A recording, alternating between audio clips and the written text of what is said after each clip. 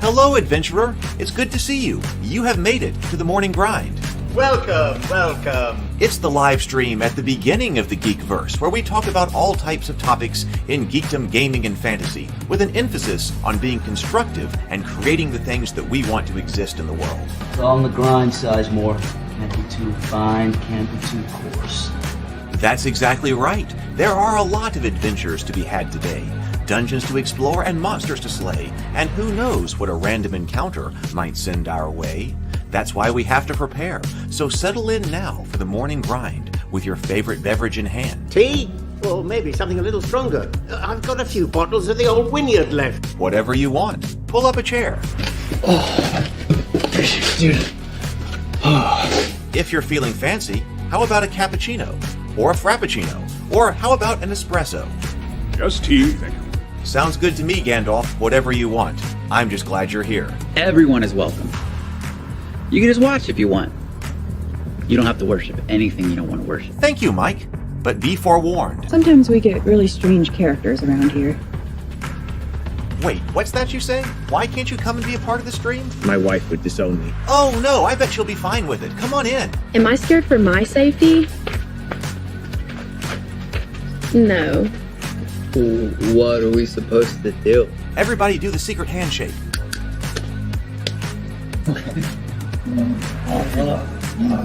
Secret cultist handshake. Oh, now do wizards who love each other. This, my friend, is a science. I still don't have gifts, but it's fine. It's all on the grind, son. Can't be too fine, can't be too coarse. Dude, this would be a sick place to bring the band. Indeed it would be, Dave. It really would. I'm seeing more people coming in. Welcome. Glad to have you here. Oh, look, here's someone new. Is this the cultist meetup? Yes it is. Come to hang out? Please accept me. I have nothing else. Okay, we accept you. Everyone's welcome here. Brought some snacks. Well, that makes things even better. You want some coffee? I don't drink coffee. You sure? It's cultist coffee. What makes it cultist coffee? I'm a cultist and I'm drinking it. Oh.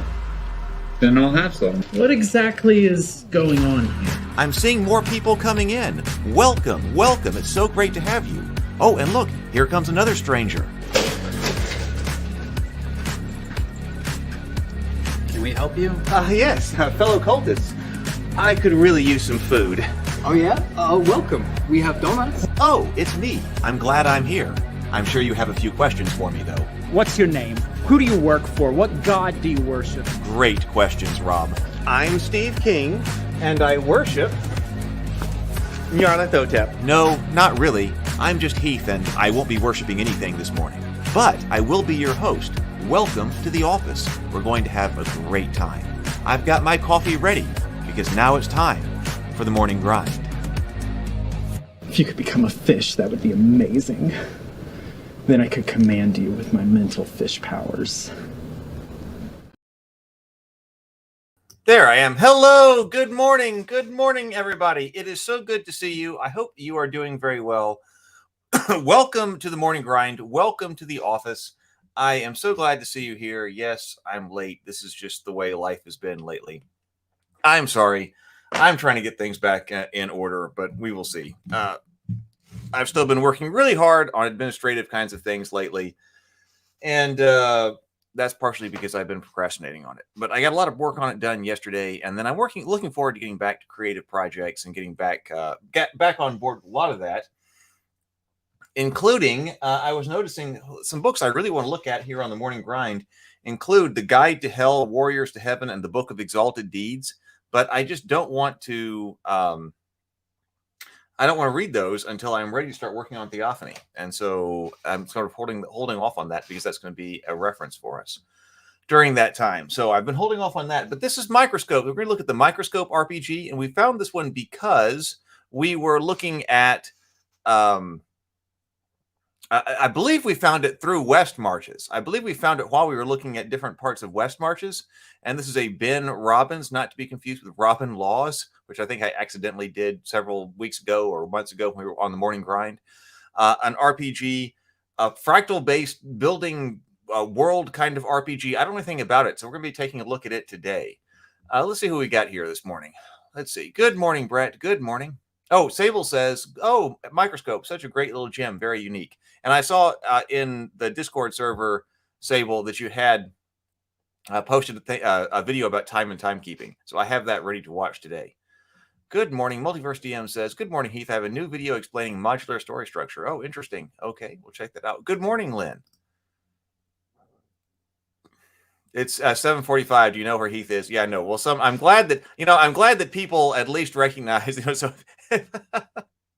one time, I knew I started to have a problem when the neighbor, this was several months ago. I don't remember. This is probably before I started the morning grind. It may have been inspiration for starting the morning grind. When the neighbor came over to find out if I was dead. Like, not joking, because she hadn't seen me outside or anything like that. So it's good to know that at least, if several months pass and no one sees me outside at my house, the neighbors will at least come over and check to see that I'm dead. But now that I have the morning grind, and I all of a sudden don't show up and I don't post for some reason that, it's not happening today, that at least people will start to wonder. So it's good to be able to, it's good to have people check in. It's good to have people who will recognize that you're gone if you accidentally end up dead. Good morning, Zero the Blade. Good morning, James. Now tonight, by the way, and see, this is another one of those things I should have already posted by now, but I believe what's happening this evening on Table Talk is that Doug and I are going to be talking about Tombstone. Tombstone is one of my favorite movies. And so in addition to, I got a whole bunch of work I got to do between now and then, Brianna and I meet at 2:00 for our standard discussion about life and stories and what we're doing. But then after that, I am going to rewatch Tombstone again and take a bunch of notes. It's one of my favorite movies. I think Doug loves it as well. So we're going to be talking about Tombstone tonight. I'll get a thumbnail up. Once again, what we'll do is we'll stream. I'm going to simultaneously stream it between here and the new Table Talk channel. So we're not quite ready, I think, to just not stream over here.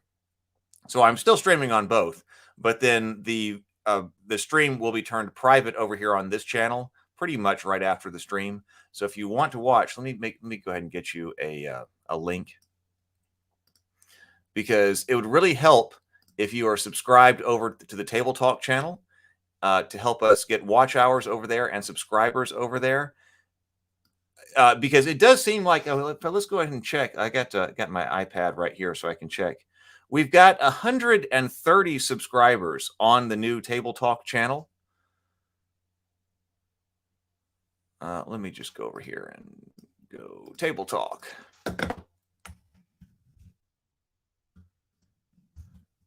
So if you have not been over there, I'd really appreciate if you'd come over there. We've got clips that are coming out. I clipped a whole bunch of our Ahsoka discussions. So even if you can't sit down and watch, that was, a 3-hour analysis of Ahsoka or whatever that Doug and I did. And it's going to be the case for other videos as well, other of our live streams. Even if you can't commit to all of that, I've been clipping out segments of it by topic and then posting those as well. So if you're just interested in certain topics or you want to hear discussions of certain topics, you can definitely do that. So please click link to the new Table Talk channel. And I think it and the Dinner and a Board Game channel. So please do click over to that one. So we've had over a report on the Table Talk channel is that we've had 15,900 views over there on that channel. Now that does include shorts, and Doug went a little bit viral. Depends. To me, it's viral, but To other people, it would certainly not be. Like we had Doug get do on his shorts. I made some shorts out of Doug, and Doug got like 2,600, 2,400 views on his shorts when he was talking about Ahsoka. So that really helped on general views. So that includes short views, 15,900 views. We've had 254 hours worth of watch time over on Table Talk, 130 subscribers. I want to, we'll report back on this and others when we get back to world building Wednesdays and project based stuff. As soon as I finish taxes, I'm going to work on some project based stuff, and then we'll be reporting. I hope to start reporting back in on projects pretty regularly.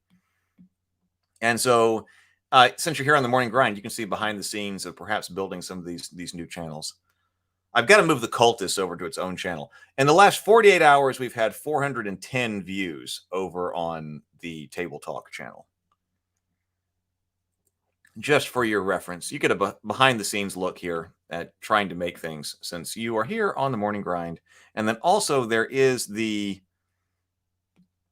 Dinner and a Board Game channel. While we're checking in, we might as well check in. Dinner and a Board Game channel. I'm going to organize an old school AD&D adventure on Dinner and a Board Game soon as a final test before we then start actually scheduling that week to week. We will see how that goes. Dinner Board Game YouTube.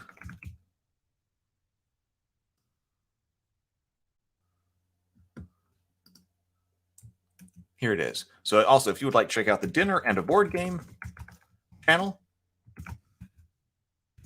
I'll put a link to it right there. Dinner and a Board Game has 788 subscribers, which is great, but it's had less views, but there are no shorts on Dinner and a Board Game. Dinner and a Board Game has had 1,100 views in the last 28 days, but I haven't been operational on these channels in 28 days. So Dinner and a Board Game has gotten less views, 15 times less views actually. But that's because there are no shorts on Dinner and a Board Game. They're much longer form. I'm thinking about having to go through and edit some of the longer Dinner and a Board Game shows. I do have some other videos I want to put out on there, including the dedicated cooking videos. They're going to move over to Dinner and a Board Game. And then also, I think it would be nice to, this will take some time, but to do like a highlights video of a different game. So if you want to look in on a different game, but you, again, don't have time to watch the whole 3-hour stream, is it possible to edit like that Hero Quest game down to a 15-minute highlights? Might be. We'll see. So that's other material that could come out on Dinner and a Board Game. I'm going to have to film some more cooking dinner. So we've had 1,100 views over there on Dinner and a Board Game and 85 watch hours in the past 28 days. But like I said, we haven't been fully live for 28 days. So that's just 28 days is the window. In the last 48 hours, we've had 187 views over there on Dinner and a Board Game. So we will see. We'll see how this continues. Kind of fun.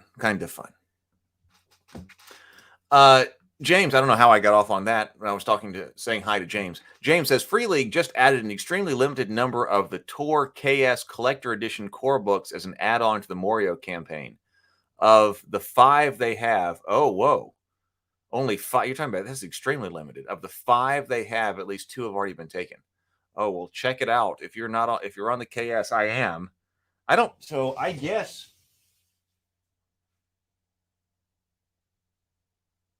I don't know what version of that game I have.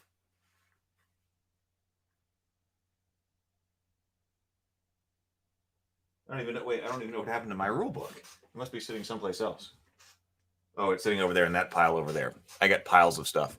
All right, well, be aware. Thank you, James. Good morning, Ryan. I know it is. You are completely right.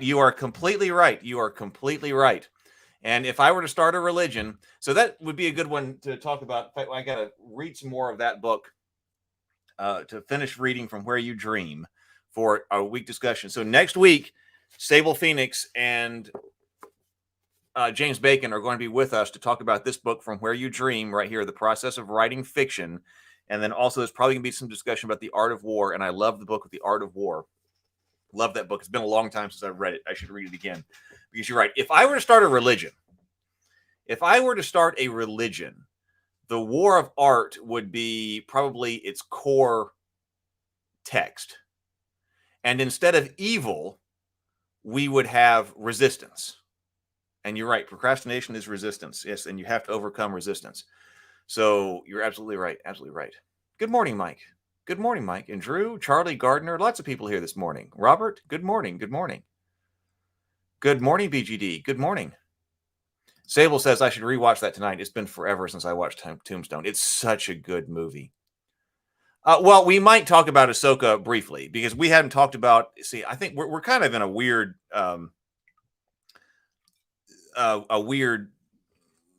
cycle on Ahsoka because it comes out on Tuesday nights, so we're always like a week behind on talking about that.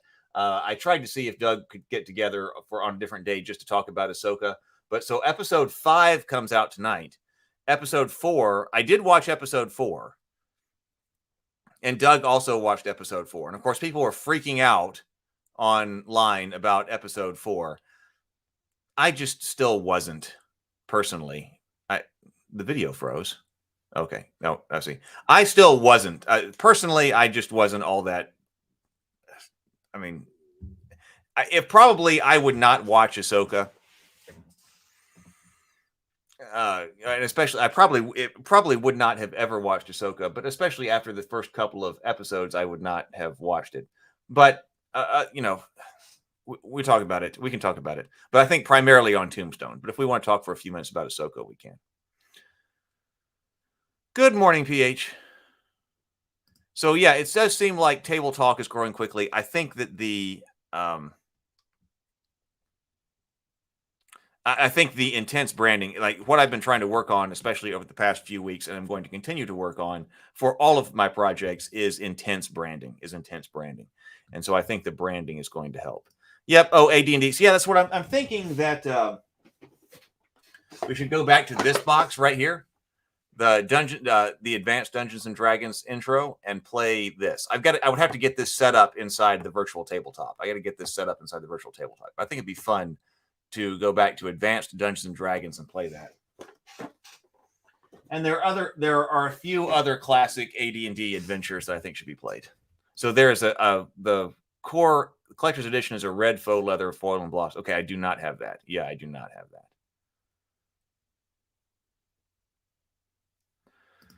James says, I'm excited. I really need to blaze a trail through War of Art. I focused on From Where You Dream. To be the ruler of all the land, you must shatter the heart of the resistance.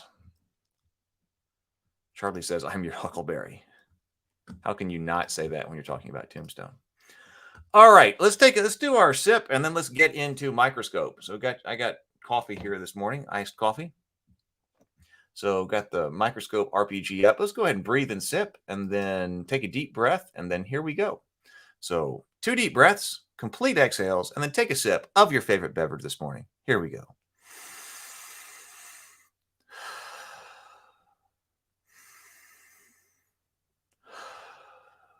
And sip.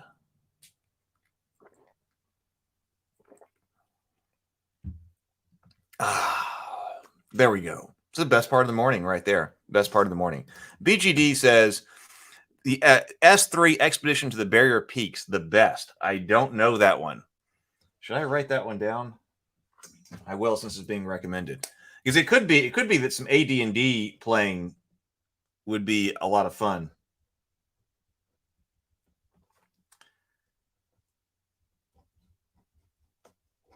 If I were to go back and run some AD&D, I would probably start with that box set right over there. There was something called like a Hero's Tale. There was a collection of adventures that we played a lot. The Randall Morn trilogy and Galantry, the Galantry box set, and then also why is my mind always blank on one of my favorite adventures? It's the one where you're looking for the missing prince. There's the one where you're looking for the missing, and I really enjoyed playing that one.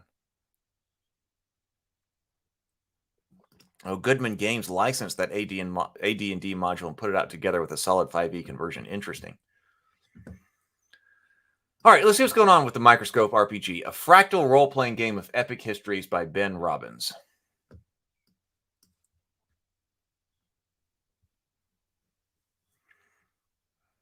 What is going on here? So we do have what is Microscope and starting a game, playing the game, discussion and advice, and then an afterward. Okay, so it sounds like we might be able to just go straight through this.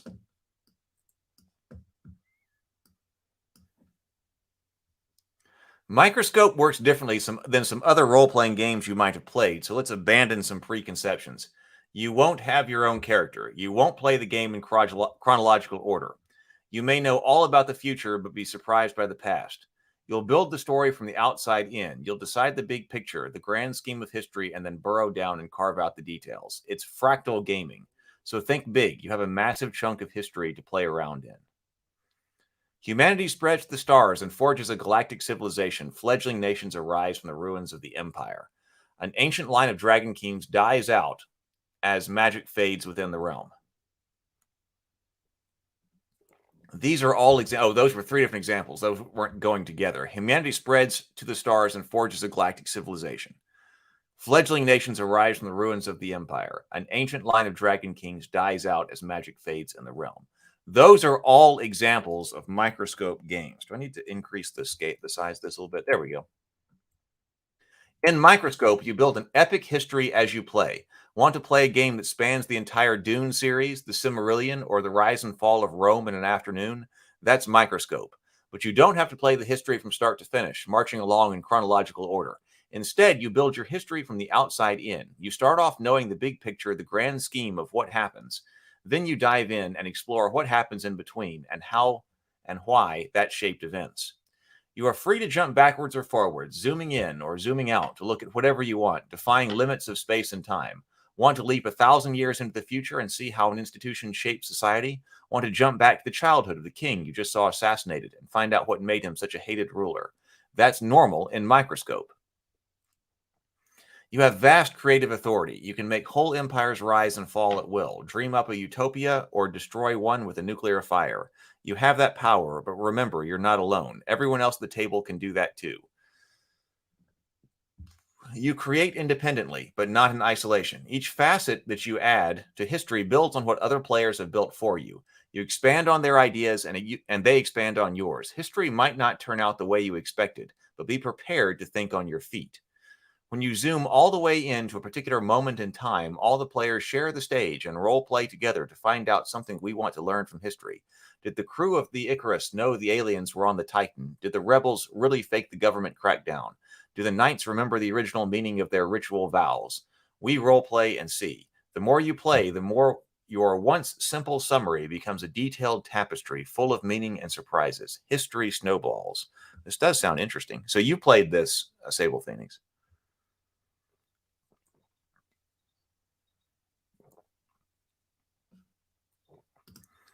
It's hey, Neutromancer.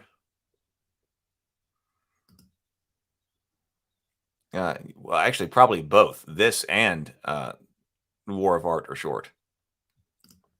We made a world in Microscope, Neutromancer says, and then played it with Fate. Hey, good morning, TSL Frontman. Good morning.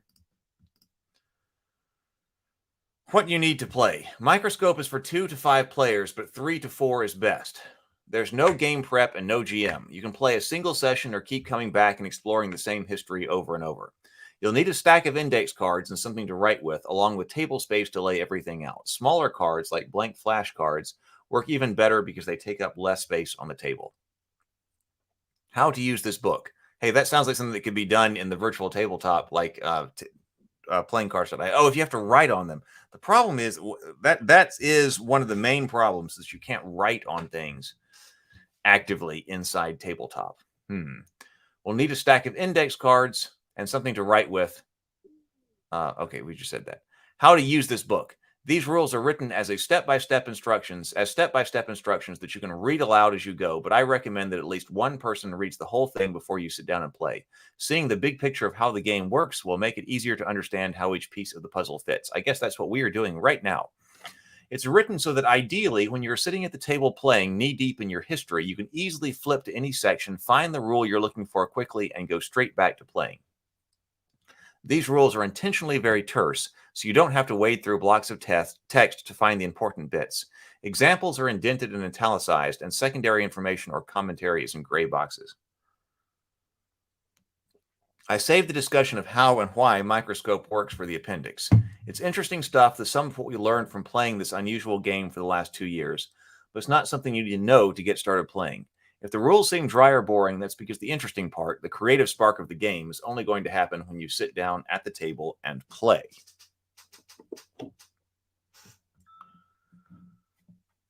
Starting a new game. History starts out as a fairly blank slate, just a broad outline of what happens. But as each player takes turns adding new elements, you'll see more and more detail emerge. At the beginning, you'll collaborate and bounce ideas off of one another to make sure that you're on the same page about the kind of game you want to play. But partway through the setup, that stops. From then on, the game demands that each player contribute their own ideas about how the history should unfold. Sometimes you'll make decisions without knowing exactly where the whole thing is going, or whether what you're creating will turn out to be important. That's okay. Part of the fun is not being in complete control and being surprised by the very history you're helping to create, rather than planning it out as a group. To start a new game, follow these steps. Big picture, bookend history, palette, add or ban ingredients, and then first pass. Big picture, okay, bookend history, palette, which means add or ban ingredients, and then first pass.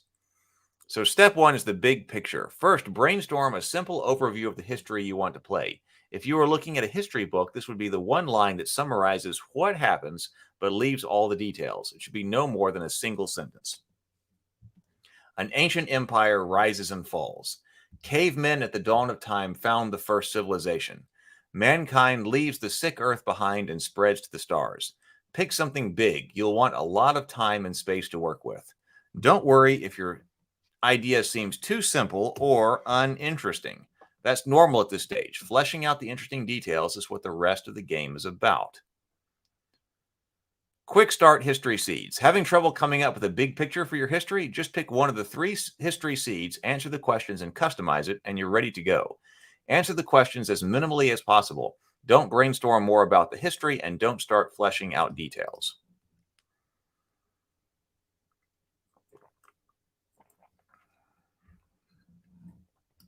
The art of war is short, but I'm a note taker, James says, and it's particularly a lunatic style of note taking. I've got plenty of like highlights and notes in, especially the first third of From Where You Dream. Utgar's Chronicles is a decent web tool for Microscope. I have not heard of that. Utgar's Chronicles.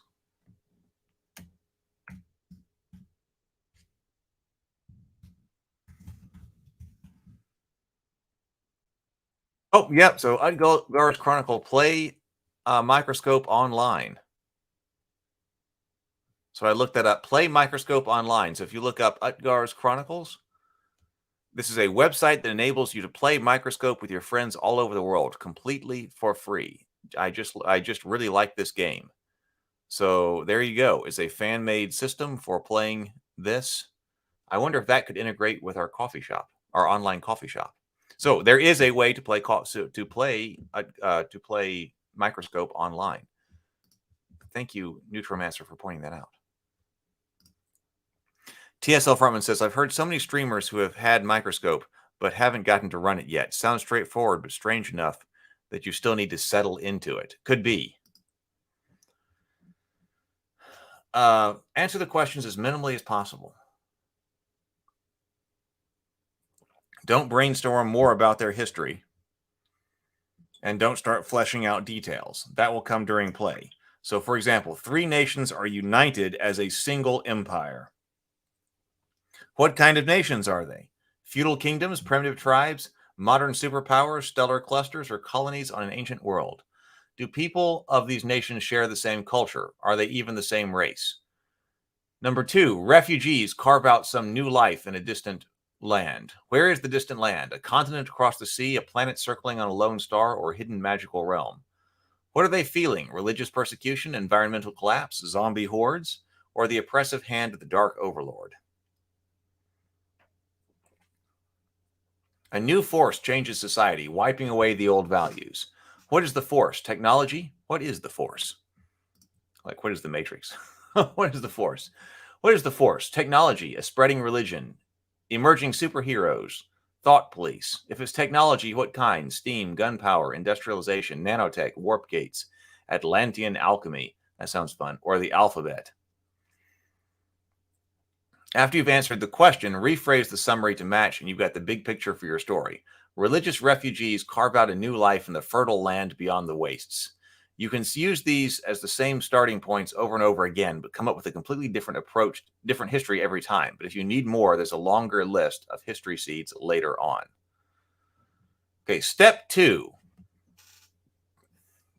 Bookend history. Your history will be divided into periods.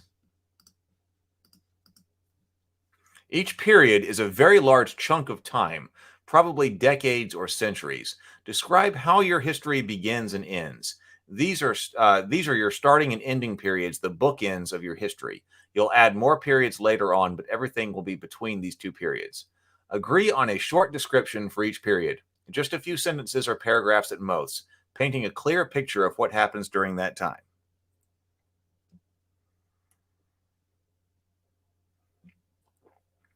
Okay, just short description for each period. Decide whether or not each description is light or dark, whether what happens during that period is generally happy or tragic. That's the tone of each period. The tone of the starting and ending period do not have to match. You can describe each period first if you prefer. Sometimes it's easier to pick light or dark for each period and then see what ideas emerge. Yes, this is the beginning and ending. So I thought that book ending was beginning and ending. That makes sense. We will add more periods in between. So you can describe, okay, so our concept is mankind leaves the sick earth behind and spreads out into the stars. We decide to have a light starting period and a dark ending period. Starting period, light. Earth is in sad shape, but mankind unites to face the challenge and makes a new life among the stars. It's not easy, but it's a time of hope and unity. And the ending period will be dark. Humanity is scattered across a myriad of stars with no central connection or core identity. Isolated and alone, humanity fades into stagnation. Write each period on a card and then with an empty or filled circle for light or dark, respectively. Orient the card tall, not wide. You don't have to write the whole description, just a short note of how to define the period. Write start and end at the bottom of your cards to show these are the boundaries of your history. Put your starting period on the left and the ending period on the right. So we're going to start with mankind makes a new life among the stars, and it is light. And we are ending with humanity stagnates, isolated, and alone. That is our end, and it is dark.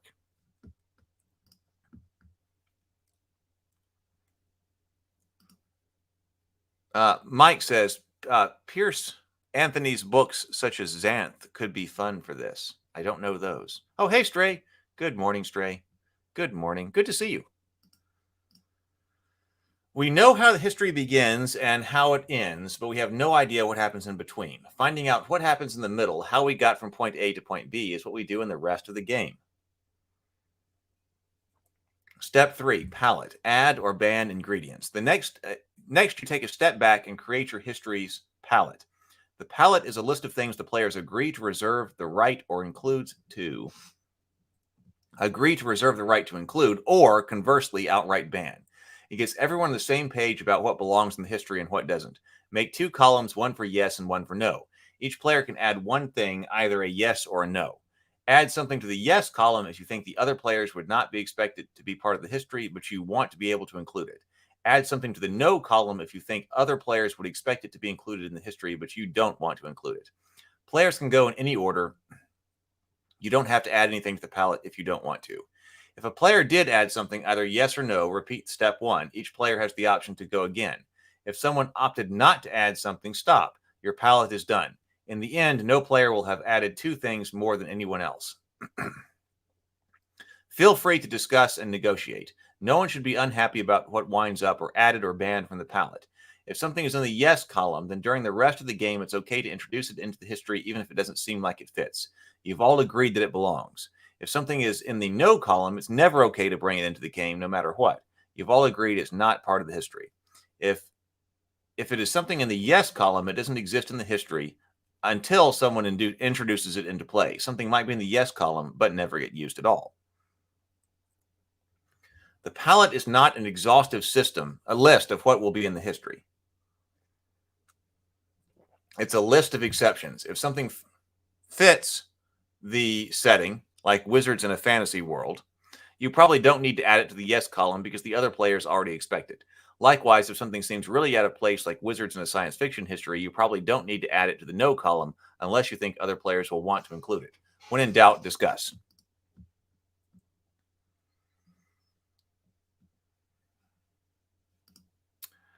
So one player puts habitable worlds in the no column. People have to live in artificial habitats, biodomes, space stations, or ships. Another player asks if terraformed worlds would be okay, but the first player doesn't want that either. The other players decide to go along with it. Another player adds aliens to the yes column. She's not sure that other players want aliens in the setting, so she wants to find out now. Other players want to keep space mysterious, so after some discussion, a different player adds communication with aliens to the no column. They may turn out to be aliens in the game, but there will be no way to talk to them. The palette is your last chance to freely negotiate and build group consensus about your history. Your choices tell the other players what kind of games you want to play, helping you avoid bad surprises and misunderstandings later on. If there's a big disagreement about the kinds of things you want in your history, now is the time to find out and talk about it. Step 4, first pass. Group decisions are now over. For the rest of the game, each player makes decisions individually and has vast powers to reshape history, or to shape history. Each player now gets to add more detail to the history, creating either a new period or event. Players can go in any order they want.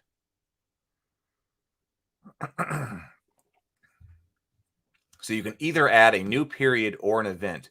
To add a period, place it between any two adjacent periods and then give a short description of what happens during that time, say if the tone is light or dark.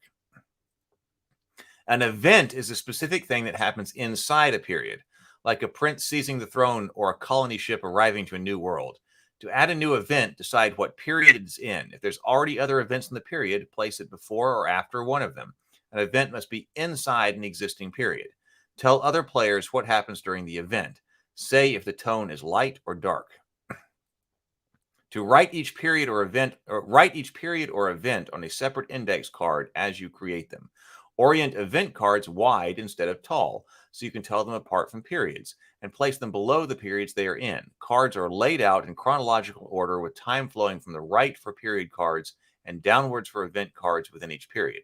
So each period happens sometimes after the period to its left. So each period happens sometime after the period to its left, and each event happens sometime after the event above it in the same period. Okay. So we're tracking time in this direction, left to right. But then once we hit, okay, mass settlement of an alien Dyson sphere, we're going in order down. Survey ship Meadowlark discovers the sphere. Solar spheres destroy human settlements. And we're still cataloging light and dark. Interesting. Okay. Yes, do remember to like the stream. If you are here, please do like the stream and subscribe to the channel. That would be greatly appreciated. And the link to the Discord server is right there. Thank you, Stray.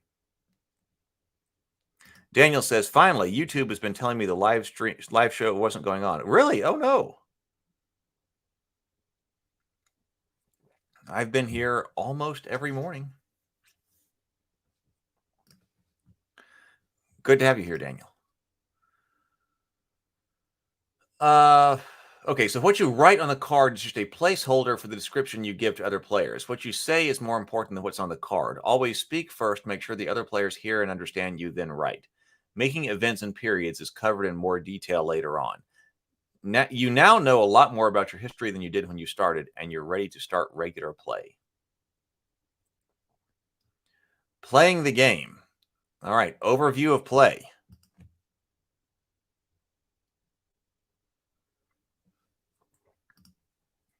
Let's see what's going on here. Overview of play. You should have already followed the steps in starting a new game to build the foundation of your history. Decide which players will start. That player becomes the first lens. If someone is teaching the game, they should be the first lens. You can give the lens a large and visible object to remind everyone at the table who it is. Declare the focus. The lens declares the current focus of the game. Why did I all of a sudden lose my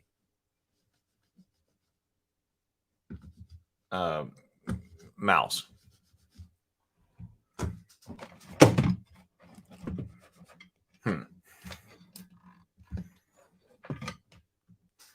Well, hold on. Let me go to auxiliary mouse. Can do that.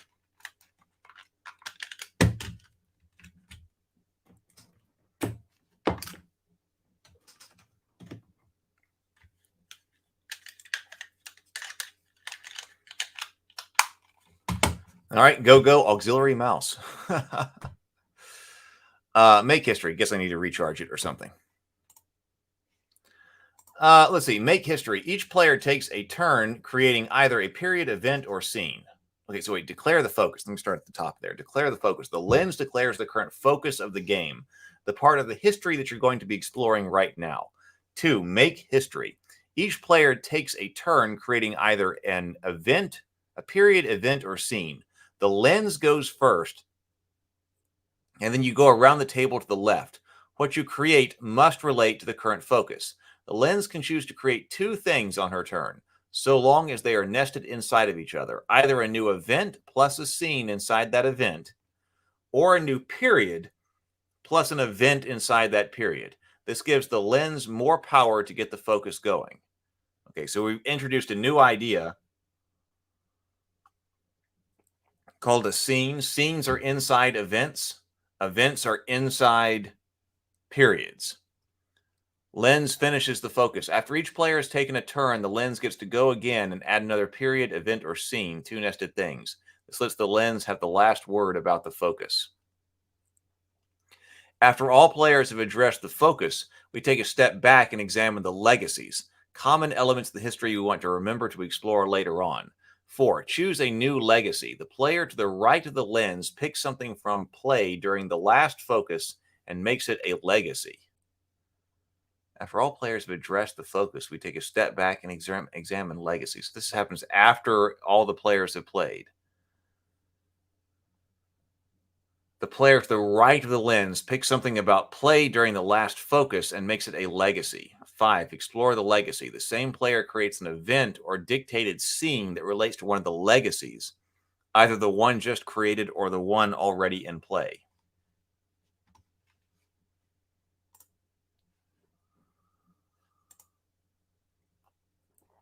New lens. The player to the left of the lens then becomes the new lens and picks a new focus and repeat. I need an example. Before the new lens starts, you may want to take a quick intermission, like talk about how the game is going. Talk about what you've liked and what intrigues you, but don't plan what's going to happen next. That's the whole game in a nutshell. Each step is described in more detail in the rest of the book. Okay. Picking a focus. Play can jump backwards and forwards in time, all across history. To keep everyone playing the same game, the lens picks a focus, a unifying theme that ties the story together, at least until the next lens picks up a new one. The focus can be anything. Okay. So it could be, I thought it was only an event or period. But the focus can be anything. A person, a place, a thing, an institution, an event, a period, a concept, anything you want. The lens can use something that already came up in play or make something new up on the spot. If you're making something new, you'll usually declare the focus, then make a period, event, or scene to show what you're talking about. The new focus is going to be the sinking of the Gabriel Dora. It's a luxury liner that goes down mysteriously, so I'm first making a new event where the ship sinks in the North Atlantic with no known survivors. Write down each focus and who chose it on a card so that as the history unfolds, you can look back to see how you explore it. If a new lens is interested in a previous focus, they could pick the same focus again or pick a related focus that looks at things from a different angle. For example, the old focus was the President Galveston, patriarch of the Lone Star Republic. During play, we found out he died in office, eaten away by illness. The new lens wants to explore that, so she makes the new focus the last days of the Galveston presidency. Picking the focus is powerful, so it lets you set the direction of the game. Don't hesitate to make up a focus even if you don't have a clear idea about why it's interesting. Those details will emerge as you play. When in doubt, pick a small concrete focus, like a particular person or an incident, rather than a broad or vague one. The narrower the focus, the more detailed and personal the history will be to play. What are you thinking about this? Sound good to you? Does it sound like something you'd be interested in playing if you have not played this already?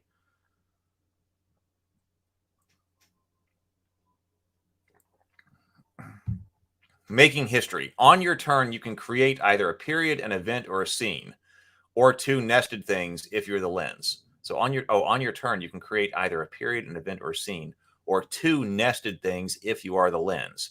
Okay, I didn't pick up on that. So you're creating periods, events, or scenes even if you're not the lens. These are the building blocks that outline your history. Periods show us the big picture, the broad sweep of history.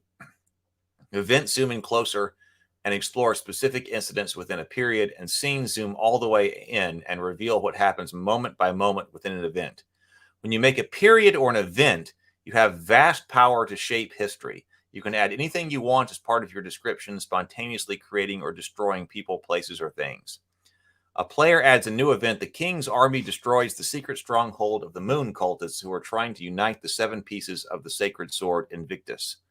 Neither the king, the cult, or the sword have been mentioned before. The current player just made all of that up. If you choose to play a scene instead, you give up absolute control and invite the other players to role play and decide what happens together. No one owns anything in the history. It doesn't matter who created something. When it's your turn, you can do anything you want with it. The only limits to your creativity are don't contradict what's already been said. Make sure that what you add relates to the current focus. Don't use anything from the no column of the palette. Only the current player gets to contribute. Other players should not give suggestions or ideas, and the current player cannot ask for input either. The players can ask and should ask for clarification if they can't visualize what the current player is describing. So here is a period card. Here is an event card. Period card, warp gates unite distant colony worlds.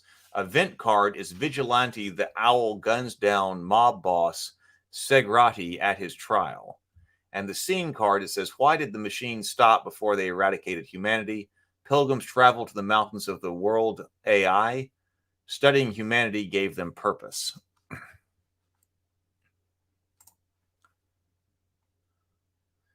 Lynn says this sounds like it could be a lot of fun. Neutromancer says it's really good. I actually played it as part 2 of an ongoing game. Part 1 was a primal world that evolved from nothing with immortals that shaped everything, even approaches. Then Microscope for the history part of the world.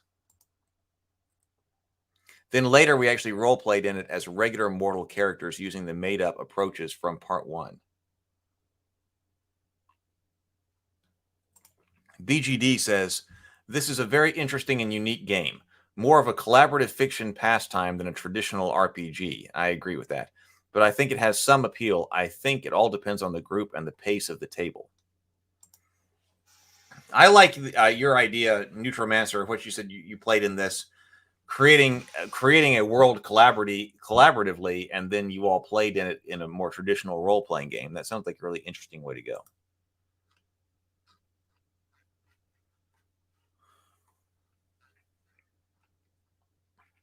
You must show how what you are creating relates to the focus. If it isn't clear, the other player should ask how it relates. The lens declared the focus to be the fall of the capital city during an ongoing war and made an event for it. A player could add a scene in that event, a battle to hold the gate, create a separate event, an army seeking vengeance against the invaders, or even make a distant scene in a totally different period, archaeologists sifting through the ruins of the city 1,000 years later. Paint a clear picture. Particularly with events, the other players should be able to visualize what physically happens. Other players don't get input, but they should ask questions if there's something they need to know or understand about what you are creating. Taurus colony is destroyed is a good starting point for an event, but it's also too vague. If we were watching from a bird's eye view, we'd probably want to see how the colony was destroyed. Did it blow up? Was it invaded?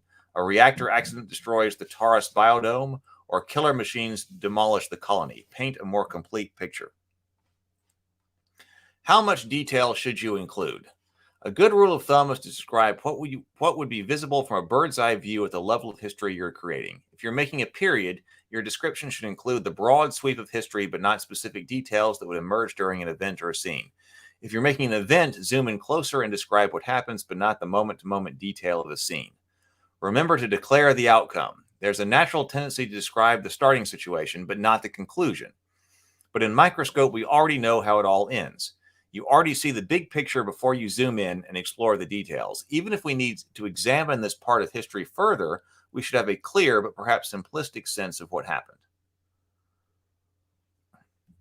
The president runs for re-election is a bad event because it doesn't tell us the outcome. Does he win? Does he lose? The result is something we could easily see, so it should be part of the description. Without that information, the description is a cliffhanger and not a summary. There's always room between two items in the history. If you have two periods, you can always add another period in the middle, provided you describe it in a way that doesn't contradict what is already known. James says, I like the collaborative aspect a lot.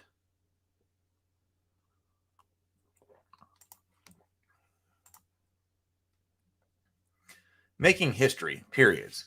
A period is the largest subdivision of the history. It's a very large chunk of time, usually decades or centuries, depending on your history, like an era of feudal wars or stellar colonialization. To make a new period, decide what it is. Place the new period between any two adjacent periods. The period to the left is earlier, the period to the right is later. Describe the period. Give all other players a grand summary of what happens during this time or what things are like. Describe it. Describe how it is different from other periods around it as appropriate. Say whether it's light or dark. Explain how the tone fits your description. If you're never wrong about the tone, but you do have to justify your choices to other players.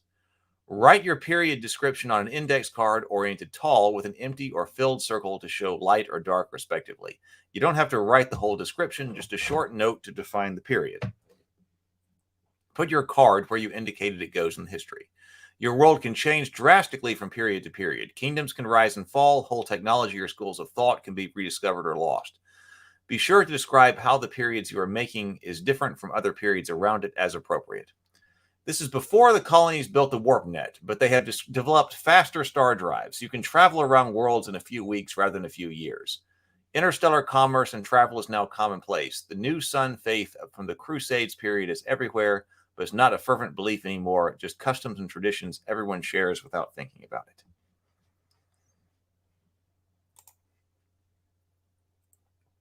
Stray says, if everyone worked on it together, it kind of makes the players care about the place even more.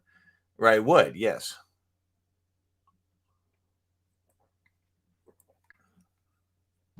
Neutromancer had talked about fate. And, fate begins if you're not playing in some kind of dedicated world, if you're playing in a collaboratively generated world. Fate talks briefly about creating the world together, but it's nowhere near as sophisticated as this.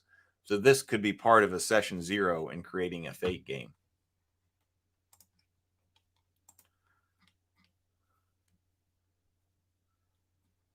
Okay, your description can include how the new period relates to the periods around it. But even if you visualize your period as coming right before or after another period, someone else could add a period in between them and later on, so long as their description of the period doesn't contradict what was already said. There's already the gods cursed the world with endless winter period, and you made a new period right before it, a golden age of prosperity, the calm before the accursed winter. You visualize the golden age leading right up to the winter period, but later on another player adds a period between them where the clans become proud and turn away from the sacred rituals, angering the gods. You didn't expect it, but it doesn't violate anything in the description of either period, so it's okay. Note that you don't specify exactly how long a period is. Your description may include a broad sense of how much time is passing. It's a war that rages for generations, or this is decades after the revolution. But we never count years or worry about exactly how long something is. So here's an example of making a period. On a player's turn, she says, I'm making a new period after the Peace of Ulrich's and before the coming of the Western Kings. It's a time of great terror, with evil wraith spirits possessing and corrupting the lords of the realm from the kings on down. There's opposition and terrible deeds, and people live in terror of their once noble lords. The gleaming courts of chivalry become the places of nightmares, and yes, it's dark. Another player asked for clarification about how that relates to something from earlier in the game. Does that include the descendants of the High King Ulrich's? I assume they'd have the power to resist that kind of thing. The player making the period won't say because she thinks that much detail won't be visible at the period level. To find out, someone will have to zoom in and make it the event in this period. After she's finished speaking, she writes, Lords of Shadow, nobles possessed, on a card, draws a dark circle and places it in the history. Her turn is over.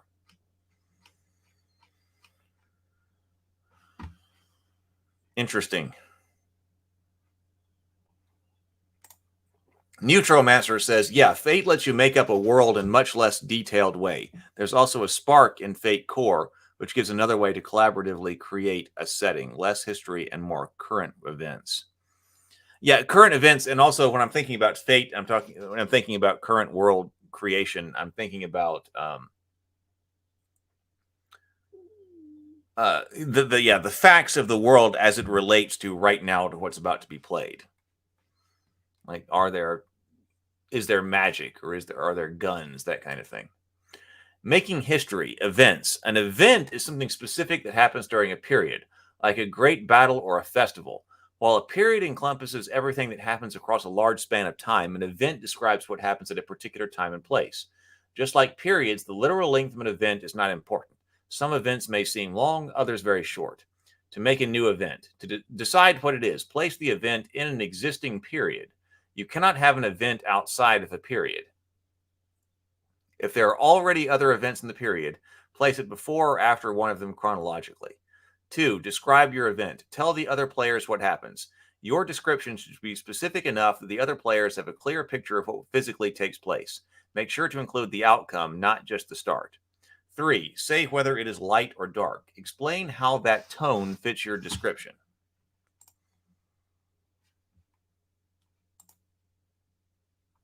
You're never wrong about the tone, but you do have to justify your choice to the other players. Write your event description on an index card, oriented wide instead of tall, with an empty or filled circle to show light or dark, respectively. You don't have to write the whole description, just enough to remind everyone what the event is. Put your card where you indicated it goes in the history. As play continues, each event could wind up with multiple scenes inside of it, each one showing us more detail about what happens during the event. If you start to make an event that describes something that's part of an existing event, make a scene inside of that event instead. Anything that builds up to or describes the aftermath of what was described in an event, like a meeting planning an upcoming attack or the survivors escaping after that attack, is probably a scene in that event, not a separate event. Let's say that again. Anything that builds up to or describes the aftermath of what was described in an event, such as a planning meeting or an upcoming attack, or the survivors escaping that attack, is probably a scene within an event, not a separate event. Avoiding split events helps keeps your history manageable and easier to grasp. Instead of having several event cards that really just describe one thing, you have a single event card summarizing the core concept with all the related scene cards tucked neatly beneath it. There's already an event, as an example. The owl guns down mob boss Sigarati at his trial. The player wants to make an event where the vigilante hero gets caught by police for the shooting, but the other players point out that if it happens soon after, not years later, it's really a scene inside the same event. Okay. Neutromaster says, maybe in a future stream we could read a spark in Fate Core. It's something similar to Microscope. Yeah, that's so I don't know what that is. I haven't heard about sparks. That's in Fate Core? Maybe I missed it, or maybe I read it and I don't remember. Let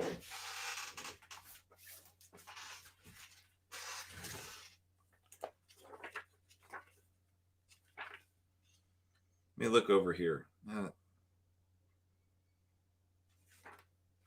see it in here. Let me know where to find that, Neutromancer, please. Okay, example, making an event. In the next player's turn, he says, I'll make an event in this Lords of Shadow period. A warrior prince who's a direct descendant of High King Ulrich sneaks into the castle of a shadow-tainted duke to rescue his sister, who the duke has captured and plans to wed. The prince and princess have both been in hiding, and they have escaped corruption. The event is totally dark. He has described a situation, but not the outcome, so other players ask him to declare the visible outcome. Oh, right. The prince tries valiantly, but he's discovered and slain. His sister does not escape, hence the dark. He writes, Prince, heir of Ulrich, slain, trying to save his sister from a marriage to a shadow dukes on his card. Draws a filled-in circle for dark, and then puts the card beneath the Lords of the Shadow period. His turn is done. Later on, a different player decides to spend her turn exploring some of what led to the princess's abduction, and she says, I'm interested in this duke who abducted the princess. I don't think he was such a bad guy. I'm making an event earlier in the period, before the duke was tainted by the wraith spirits. He's much younger, and he's not the duke yet. His father still rules.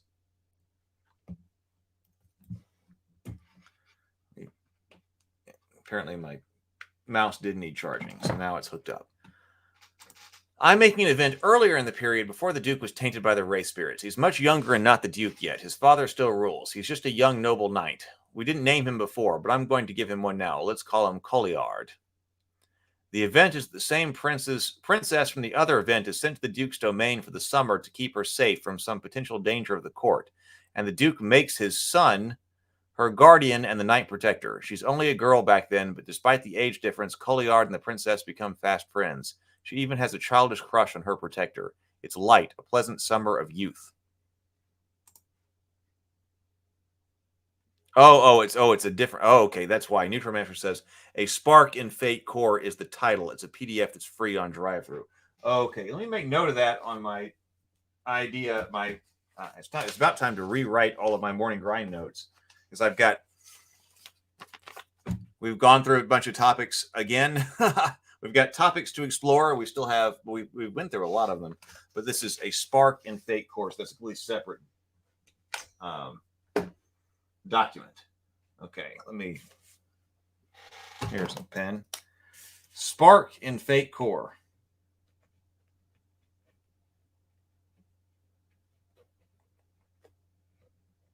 Got it.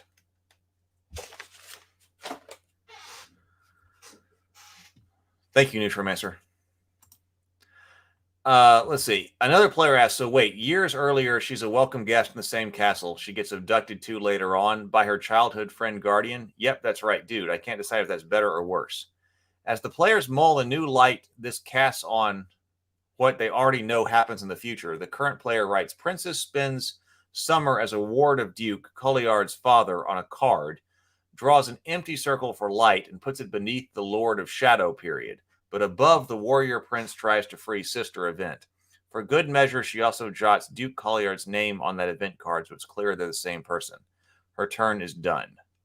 So now we have Lords of Shadow, Noble Possessed. Princess spends summer as ward of Duke Colliard's father. Prince, heir of Ulrich's, slain trying to save sister from a marriage to the Shadow Duke. You build on each other.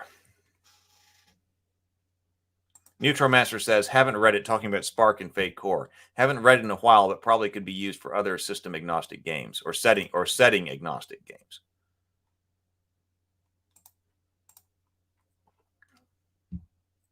When you describe a period, event, or the setup of a scene, sell it. Pitch your vision to the other players. Paint a picture in a vivid color. Breathe life into it. Other players can't veto, but if they aren't interested or don't understand your idea, they won't build on it. In traditional game terms, from the moment you are the GM, making other players believe in your world. Speak with authority, like you're describing a real thing you can see. Microscope is all about building on each other's ideas. Every player has immense creative power and can invent whole chunks of history all by themselves, but they're also dependent on each other. Even if you're the lens, you can't create a scene along with an event or period to contain it all within one swoop. Even if you're the lens, you can't create a scene along with an event or period to contain it in one sweep. Oh, yeah, because you only get to do two of those things. More than likely, you'll build an event in a period somebody else made or a scene in somebody else's event. To make what you want, you'll have to listen to what other people have made and think about how to expand it.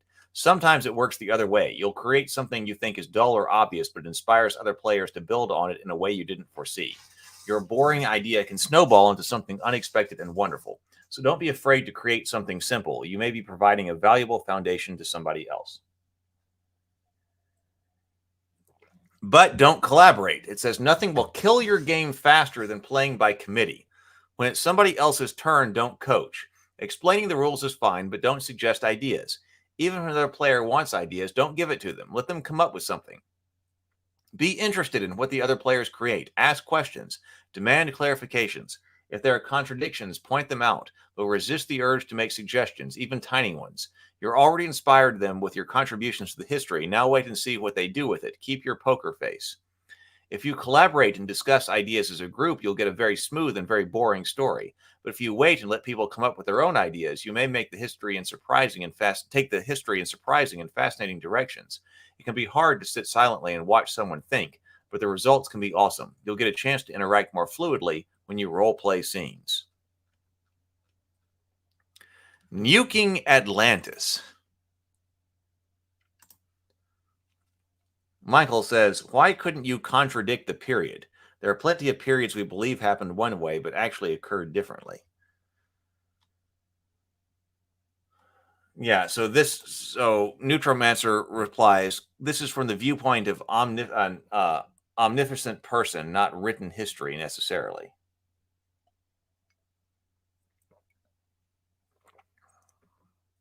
That seems to be an important point there. So if you've got, it strikes me as very kind of fate-like what you're talking about, Neutromancer, when you're saying, when you're declaring an aspect or something, you're declaring that's actually true, right? So somebody else can't contradict that, saying that, well, it was just written that way by something else. So it does sound fate-like in that way that you are actually declaring truth. You're not declaring perception. You probably could declare perception, but as long as it was clear that you're declaring perception. These events, yes, Neutromancer says, these events happen as described. They're not supposed to be misinformation. Also because that invalidates the other player's contribution. Yeah. The one player said that the king ended up ruling over a golden age. Somebody else can't say that was false. So that's how that starts, right? It doesn't mean there can't be a negative aspect to somebody. Yeah, Sable says, yeah, whatever is said to have happened as said. Use it to build off of, not try to retcon. So nuking Atlantis, or can I just say that guy is dead? It doesn't matter who created that gleaming city on the hill or who played that character in the last scene. If it's your turn, you can do whatever you want. No one owns anything in the history. You can make an event and say, this is where the prophet gets assassinated. Or this is where that awesome city you guys have been going to gets nuked. Boom. You have nigh unlimited power, so long as you don't contradict what has already been established. This is what we're talking about right here. So that has been established. We were just talking about that in the chat. So we're talking about you have unlimited power so long as you don't contradict what has already been established. Don't pull your punches. Killing a character or nuking a city doesn't remove it from the game, because you can always go back in time and explore what it was like when it was still around. No matter what you do, other players can still go back and use it, so don't be afraid to wipe things out. Nothing is ever removed from history. The past is never closed. Okay, scenes.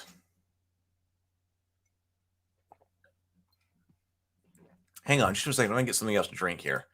I'm kind of thirsty here.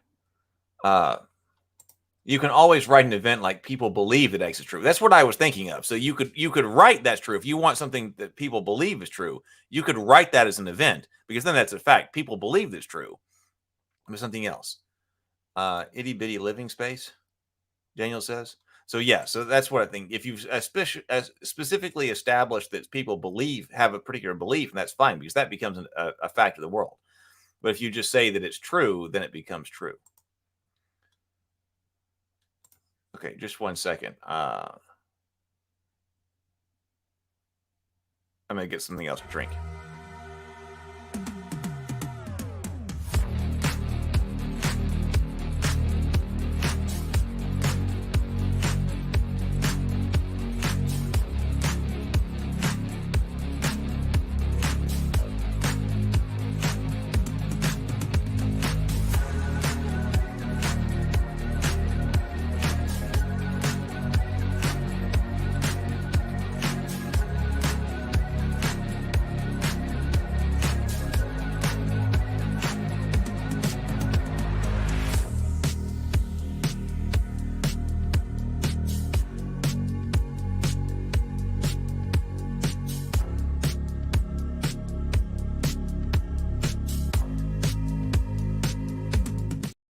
More caffeine this morning. Thank you for staying with me. Let's see here.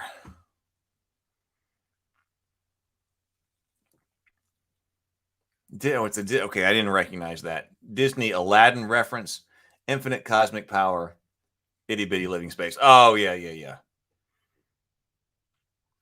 Oh, yeah, I didn't have Yeti. So for some reason, I don't have the Yeti is supposed to play before that.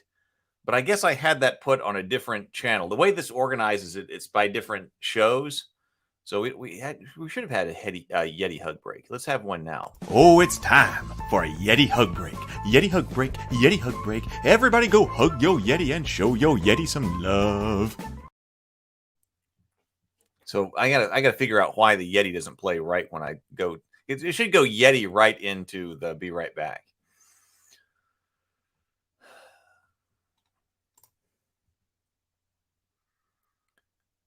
So TSL Farm says, music makes me realize we've never once had a morning grind dance party, or at least not together. Yeah, I guess we have not done that. Now I do have, I haven't had we do have certain rules around here. I was putting together some things for certain rules that we have around here, and especially inside the coffee shop. And one of our rules includes this. Wheeze the juice. No, wheezing the juice. No, wheezing the juice. Don't wheeze the juice around here, people. Don't wheeze the juice around here. That's part of our rules, especially when we get to the coffee shop, the online coffee shop, the online tavern. We're not going to have people wheezing the juice around here. Can't do it.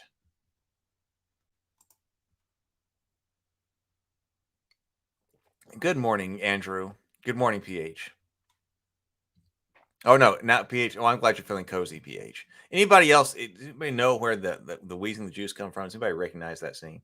I hope you recognize wheezing the juice. Okay. I was teaching my nephews about wheezing the juice the other day. All right, let's go to making history and scenes. Scenes are the smallest unit of history. They show us exactly what happens at a specific place, at a specific time with specific people. Scenes are also different because instead of creating them unilaterally, all the players join in and role play to determine what happens. So here is our role playing element. You give up absolute control, but in return, you get to decide what everyone else is going to role play about, turning everyone's attention to part of the history that interests you. To create a scene, you first pose a question, something you want to find out about history. The goal of the scene is to decide the answer to that question. We start off the scene without an answer and discover it through play. The question can tell us something crucial to history. Why did the king betray his country? It can give us a window into what life was like at that time and place. Are the asteroid miners happy with their rugged frontier lives? Or just examine something that isn't important in the grand scheme of things, but is interesting to the players. Did the soldier get to marry his hometown sweetheart? If you want to make a scene, but you want to answer the question yourself instead of letting the other players participate, you can choose to dictate that scene instead. When you dictate a scene, you describe what happens and narrate the answer to your own question, just like making a period or event. Making a dictated scene is covered later. To make a played scene, you don't have to say anything about what you have in mind. Just follow the steps. 1, state the question. 2, set the stage. 3, choose characters. And then 4, reveal thoughts. The circle symbol, the circle arrow symbol, indicates the choices must be made by the player going around the table to the right, the opposite of the direction of normal play. All decisions are made by the player making the scene.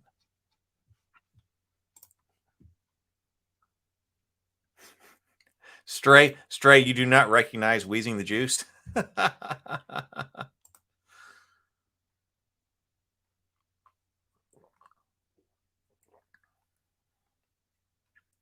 Figure we's a little juice. No, wheezing the juice.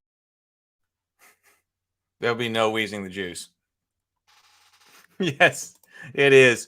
PH. It is from Encino Man with Pauly Shore. That is exactly where that's from. So that's this needs to become one of our rules around here. There's no Wheezing the Juice. Your favorite beverage around here, you can't just wheeze. All right. So scene step 1. State the question. State the question the scene will answer. This question is why we are looking at the scene in the first place, and the scene isn't complete until we find the answer. A question can be a simple yes or no, or can require more detailed of an answer. So state the question. These are examples of questions.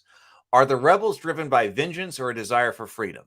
Can the world AI recreate a long-dead human race? What do all the mages have to sacrifice to learn sorcery? What's the one thing that can harm the god of beauty? A question can establish facts or stack the deck. If something is declared in the question, it's going to happen. There's no avoiding it. Craft your question carefully to push the scene in the direction you want to explore. If the question is, why does the king betray his country? We know the king is going to do it. Nothing can prevent it. So that goes to the earlier question there. You would get a totally different scene if you ask, does the king betray his country? Or what did the warlord pay the king to betray his country? Write your question in the top third of an index card, oriented tall, opposite the way you write events so you can tell them apart. Keep the card out so that everyone can look at the question while playing the scene. Scene 2, set the stage. When does the scene happen?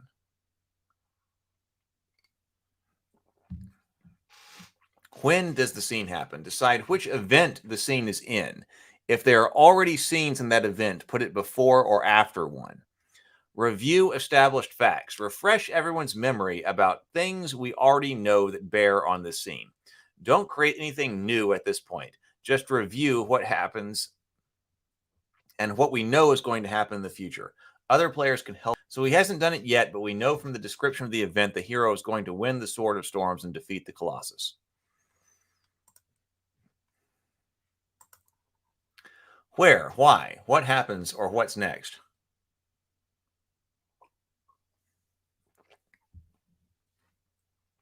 Where, why, or what happens next? Describe when the scene physically takes place and what's going on. Are the characters here for a reason? Is there something they intend to do? What happened just before the scene? If there are specific incidents implied in the event description of the question, say whether this is before or after. So, for example, it's a night shift on the bridge of the Icarus, and the captain should be asleep, but he's checking on his green crew. We know the ship is going to discover the ghost planet, but it hasn't happened yet. It's a normal cruise so far.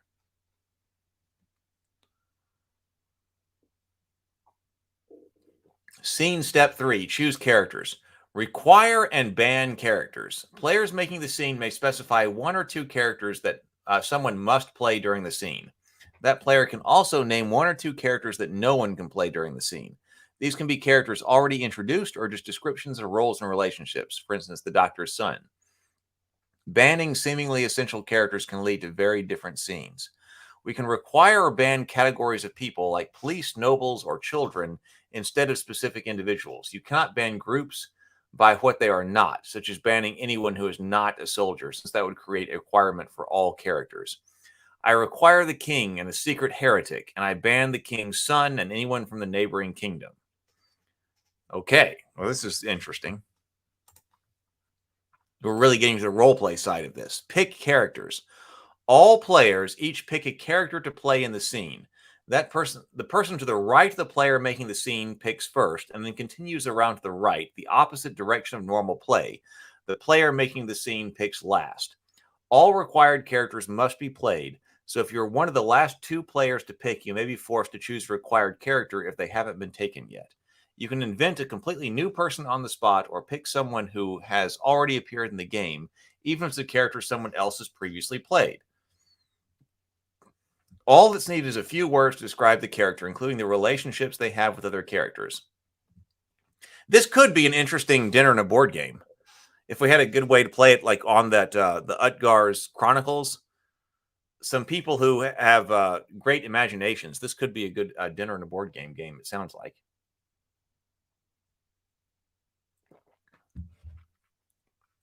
The down-and-out miner, the king's lover, the lieutenant to the commander of the invasion force. Each of those are all the detail you need to create a character. Your goal is to answer the question, so pick a character that helps you do that. With some questions, certain characters may have a lot more power to decide the answer than others. Even if you can't pick a character who decides the answer, your choice may tell the other players where you want the scene to go. So, for instance, if the question is, why does the gunslinger refuse to draw, and you choose to play the gunslinger, the answer hinges on your decision. You're in control. Or you could choose a character that adds new details to influence the answers, like the gunslinger's kidnapped girlfriend or his pacifist father. Is the gunslinger being blackmailed with the life of his girl? Did his father tell him to hang up his gun? We haven't even started the scene yet, but the pot's brewing. There could be a lot of possible reasons. But in the end, it's up to the person playing the gunslinger to show us what really made him refuse. Scene 4. Step Scene 4. Reveal thoughts. Each player states one thing their character is thinking about the upcoming scene. Start to the right of the player making the scene and continue to the right. All players, the same order. All players circle in the same order as picking a character.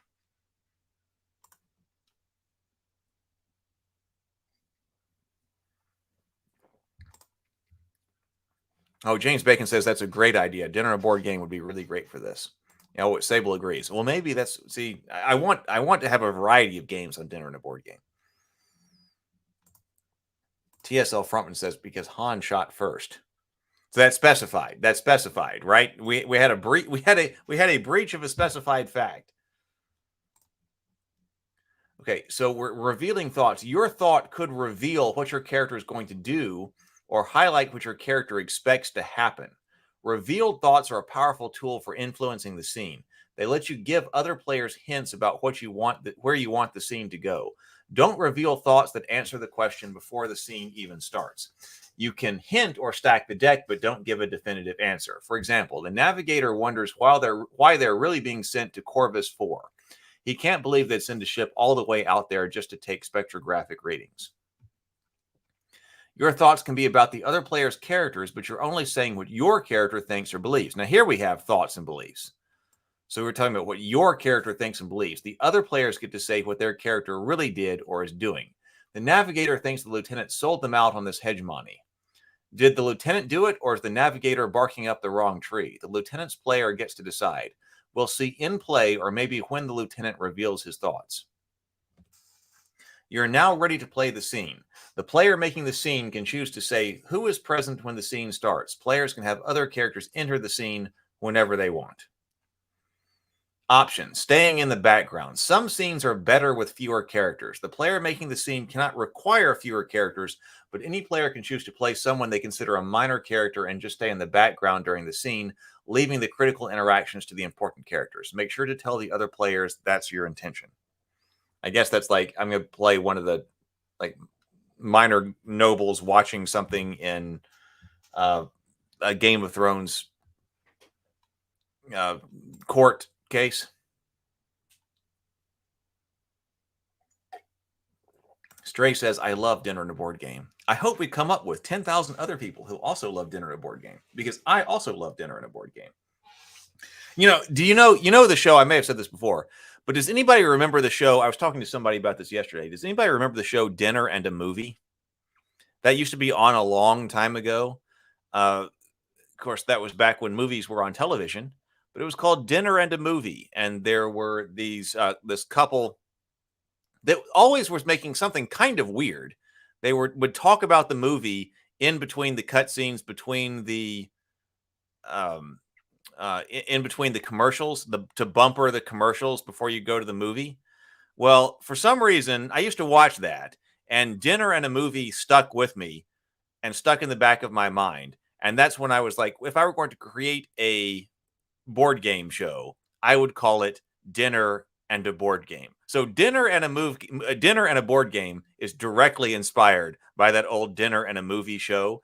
And I thought it would be fun eventually on the Dinner and a Board Game channel to go back and take a look at the original, like some part of the original Dinner and a Movie. Sable says, this is a great way to create a campaign setting from which a whole cloth for playing with other systems. I completely agree. This is pretty cool. Oh, TSL Frontman. Oh, so we do have people who remember Dinner and a Movie. TSL Frontman remembers. James remembers. And Stray remembers. Yes. So that's it. Dinner and a Movie. That was my inspiration for Dinner and a Board Game. Playing a character, so option time, playing time as a character. Instead of playing a normal character, one player in a scene can choose to play time. Oh, now we're getting interesting. A special type of character. Time represents forces or groups of people who are pushing the situation to some conclusion for good or ill. The barbarians at the gates, the cavalry coming to rescue, the angry mob, the black plague, the tanking economy, these all could be time. A player decides to play the court nobility as time. They're eager for the king to make a decision. If he has to stop waffling, if he doesn't stop waffling, they may take matters into their own hands. Time can be a required character, but the current player must define time as something specific. Angry senators, the barbarians, etc., instead of just requiring time. Okay, time can be a required character. Okay, because you get to specify. Wasn't that the first player? I'll have to read it again. The first player got to specify required characters.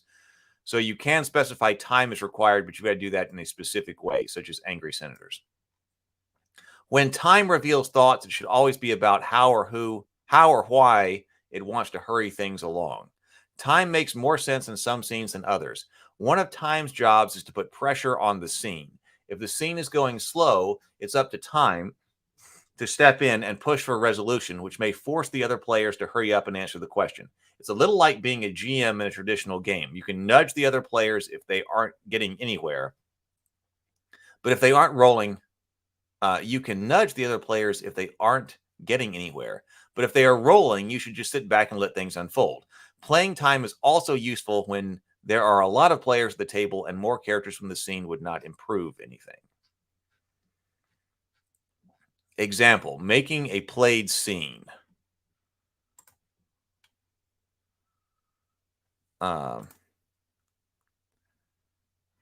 Wait. Neutromancer says, I haven't watched that TV show, but apparently they're bringing it back. They're bringing back Dinner and a Movie? Oh, no. See if any of their movies were turned into a game and come full circle. How about that? Yeah.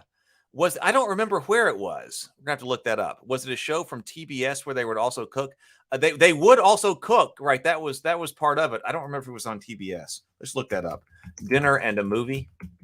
I think you can watch parts of that. Like if you look up Dinner and a Movie on YouTube. Oh, it does. It aired on TBS. YouTube. Wikipedia is telling me Dinner and a Movie is an American cooking and entertainment program on TBS. Oh, it ran from 1995 all the way to 2011. I didn't realize it ran that late. I don't remember it from 2011. I remember it probably from the late 90s. Each episode included a movie and the preparation of a creative dinner to go with its theme, generally via a pun.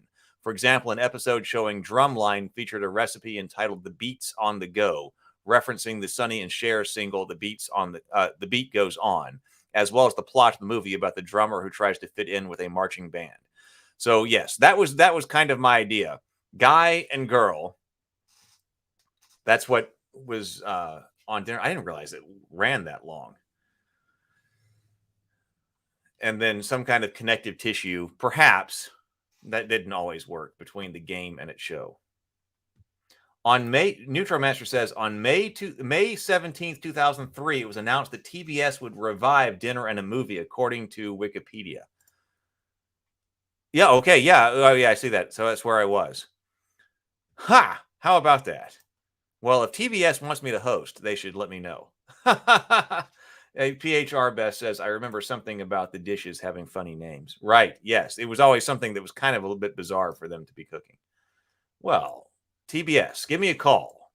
I'll be the host of dinner and a movie if you need me to.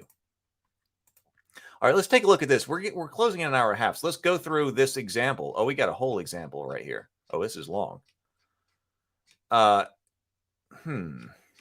Is that light or dark? Playing scenes. So I guess this is going to take 2 days. So I guess we'll continue this tomorrow.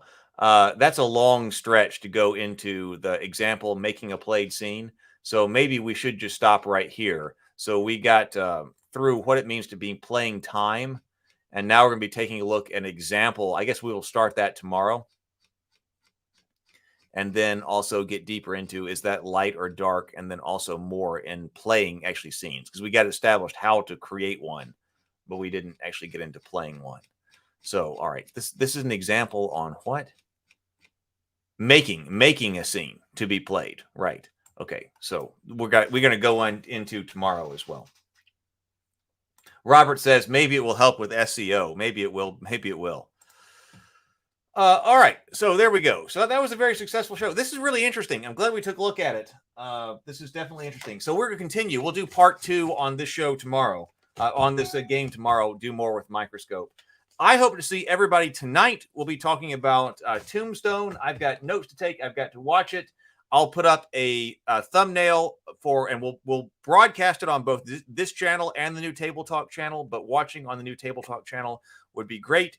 But we'll still take super chats over here because we're not monetized over on the Table Talk channel. We're not monetized yet because I got to get to at least 1,000 subscribers on a channel. And then it's like a certain number of watch hours, like 4,000 watch hours within a year or something. So we're not there yet. So that's why we can take super chats over here on Heath's Geekverse. But generally, if you're watching over on Table Talk, it'll help us get watch hours and all that over there to help us get underway on that channel. So, all right. Lynn says, this has definitely piqued my interest. James says, great stream, awesome sidebars. See you tonight for the Table Talk channel. See you guys later. Yep. Everybody, please go be creative, be constructive, be productive. I got to be productive. Be productive, be creative, be constructive, and grind on. I'll see you tonight.